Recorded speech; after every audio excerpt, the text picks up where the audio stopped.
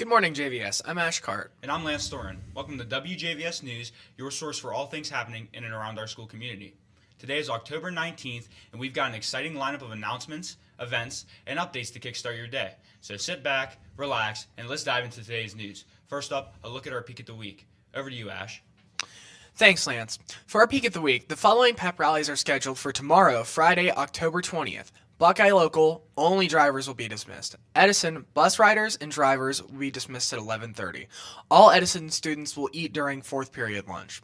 Indian Creek, drivers only. Steubenville Catholic Central, drivers only. Toronto, drivers only. Finally, Harrison Central, drivers will also be dismissed for their pep rally. And a reminder that tomorrow will be the end of our first grading period, so make sure you're all caught up on your work before the deadline. Bear in mind that teachers need time to grade, so don't wait until the last minute.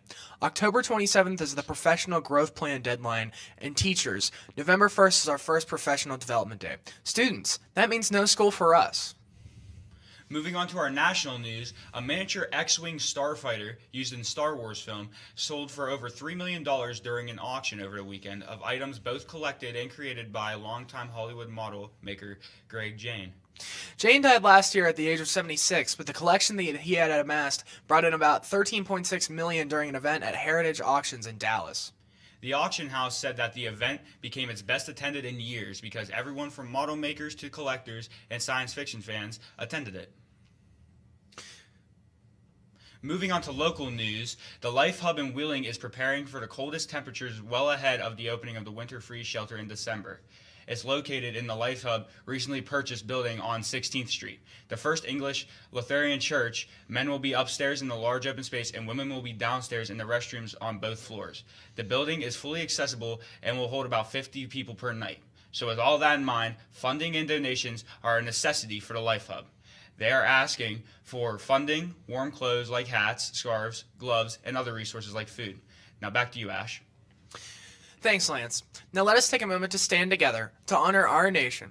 Please join us in reciting the Pledge of Allegiance.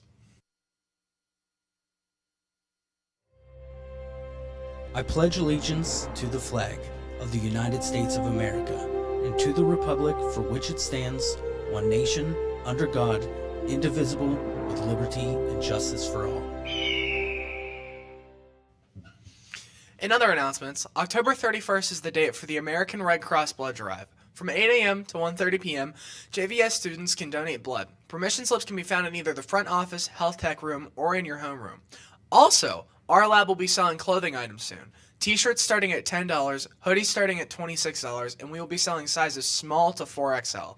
Students, ACT fee waivers are now available for students who received free or reduced lunch. Please email Mrs. Henderson to ask for one. Also, do know that today, Student Council will be meeting in Mr. Palmer's room, number 410, if you do not have a team pass.